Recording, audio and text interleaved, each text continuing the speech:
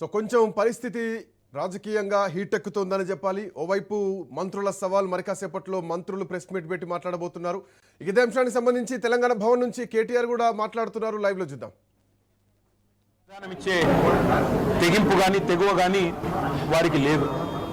అందుకే ఇది మొదటిసారి కాదు. గతంలో ఇట్లాగే ఒకరోజు చాలా గంభీరంగా సవాల్ చేశారు ముఖ్యమంత్రి గారు.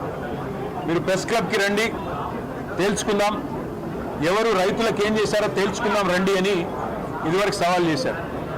ఆ రోజు మేమందరం కూడా మరి గౌరవ ముఖ్యమంత్రి గారు పిలిచారు కదా, మేము కూడా పూర్తి వివరాలతో 10 ఏళ్లలో మేమేం చేశాము, మరి 2 ఏళ్లలో మీరేం చేస్తున్నారు రైతులకి చెప్తామని చెప్పి మేమందరం కూడా ముఖ్యమంత్రి గారి సవాల్ని స్వీకరించి ప్రెస్ క్లబ్ పోయాం.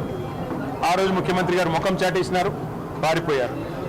ఇవాళ మరి వారి ఏమైందో మళ్ళీ తెలియదు కానీ అప్పుల విషయంలో ఈ రాష్ట్ర ప్రభుత్వం మరి ఎన్ని అప్పులు వారికి బీఆర్ఎస్ ప్రభుత్వం నుండి వచ్చినాయి, వారు ఎంత చేసినారు, ఇవన్నీ చర్చిద్దాం, దమ్ముంటే రండి అంటూ మళ్ళీ ఒక్కసారి పేరు తీసుకొని ముఖ్యమంత్రి గారు నిన్నగాక మొన్న సవాల్ చేశారు.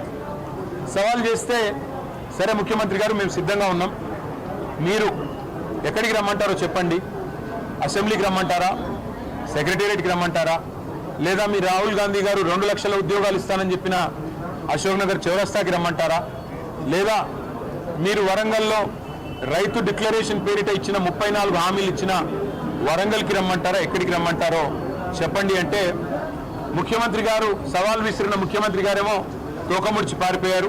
ఆయన వైపు నుంచి స్పందన లేదు. మధ్యలో సందట్లో సడేమియా అని మరి మా జూపల్లి కృష్ణారావు గారు మంత్రి గారు ఆయన దూరాడు. ఆయన దూరి నేను వస్తున్నా, రేపు పొద్దున 11 గంటలకి తెలంగాణ భవన్కే వస్తున్నా, మీ ఇంటికే వస్తున్నా, మీ ఆఫీస్కే వస్తున్నా అని చాలా పెద్ద పెద్ద ప్రకటనలు నేను చేసినట్టుగా పత్రికల్లో చూసా. మేమందరం కూడా ఉదయం 10 గంటలకే వచ్చి కూర్చున్నాం. జూపల్లి గారు వస్తే శాలువా కప్పి స్వాగతం పలికి ఆ తర్వాత పత్రికల సమక్షంలో మాట్లాడదాం జూపల్లి గారితో, అన్ని విషయాలు రాష్ట్ర ప్రజలు కూడా చూస్తారు. గౌరవ మంత్రి గారు మరి ముఖ్యమంత్రి గారు పంపితేనే వస్తున్నాడని మేము అనుకున్నాం. మరి ఆయన రాలేదు, ముఖం చాటేసినాడు. ఇప్పుడు ఎక్కడో కూర్చొని మళ్ళీ సేమ్ డైలాగులు, మళ్ళీ చేతగానోడికి మాటలు ఎక్కువ అని, సవాలు స్వీకరించే సత్తా లేదు, ఇచ్చిన మాట నిలబెట్టుకునే తెలివి లేదు, మళ్ళీ ఎక్కడో కూర్చుని పనికిమాలిన డైలాగులు కొడతా ఉన్నారు.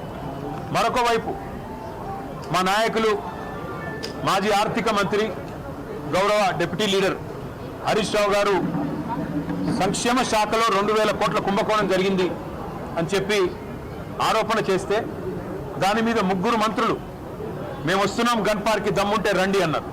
మరి హరీష్ రావు గారు బయలుదేరితే మరి వాళ్ళే పోలీసు వాళ్ళకి ఫోన్ చేసి మరి భయపడ్డారేమో. ఎక్కడ హరీష్ రావు గారు, మా నాయకులు మా శ్రీనివాస్ గౌడ్ గారు, మా ఆర్ఎస్ ప్రవీణ్ కుమార్ గారు ఎక్కడ మళ్ళీ వచ్చి వాస్తవాలు చెప్తే ప్రజల ముందు పరువు పోతుందని ఇక్కడ మా తెలంగాణ భవన్లో బయలుదేరిన మరుక్షణంలోనే పోలీసుల చేత అరెస్టు చేయించి ఇప్పుడు కంచన్బాగ్ పోలీస్ స్టేషన్కి తీసుకొని పోతా ఉన్నారంట. నేను రాష్ట్ర మంత్రులను అడుగుతా ఉన్నా. ఒక మంత్రి ఏమో తెలంగాణ భవన్కి వస్తా అంటాడు, పారిపోతాడు. 3 మంత్రులేమో రండి గన్ పార్క్ అంటారు. మా వాళ్ళు గన్ పార్క్ బయలుదేరితే మా నాయకులు మీరు మమ్మల్ని అరెస్టులు చేయిస్తారు. ఇంత భయం ఎందుకు?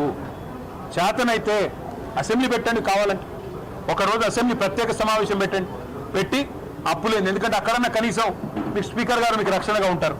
మాకు ఎట్లాగో మైక్ ఇవ్వకుండా మీకే మైక్ ఇచ్చి 1కి 10 సార్లు ఎట్లాగో మీకు బయట మాతో బహిరంగ వేదికల మీద కానీ బహిరంగంగా మీడియా ముందు కానీ చర్చించే దమ్ము ఈ ప్రభుత్వానికి లేదు, ముఖ్యమంత్రికి లేదు, మంత్రులకు లేదు. పిరికి పందలు, చేతగాని దద్దమ్మలు అనే మాట తేలిపోయింది. కాబట్టి ఈ చేతగాని వాళ్ళు సవాళ్ళు ఎందుకు వేయాలా, సవాళ్ళు ఎందుకు విసిరాలా, ఎందుకు మాట్లాడాలా గొంతులు పెంచుకుని? చేతనైతే ముఖ్యమంత్రి గారు మంత్రులకు నేను చెప్తా ఉన్నా, కనీసం స్పీకర్ గారు మీకు రక్షణ గోడ లాగుండే, రక్షణ కవచం లాగుండే అసెంబ్లీ అయినా పెట్టండి. పెట్టి మాకు మైక్ కట్ చేయకుండా మాకు గంట అవకాశం ఇవ్వండి. మీరు కావాలంటే 5 గంటలు మాట్లాడుకోండి, మేము వద్దంటలేదు. ఎవరేంటో ప్రజలు చూస్తారు, ఎవరు చెప్పేదానిలో వాస్తవం ఉందో ప్రజలే తెలుస్తారు.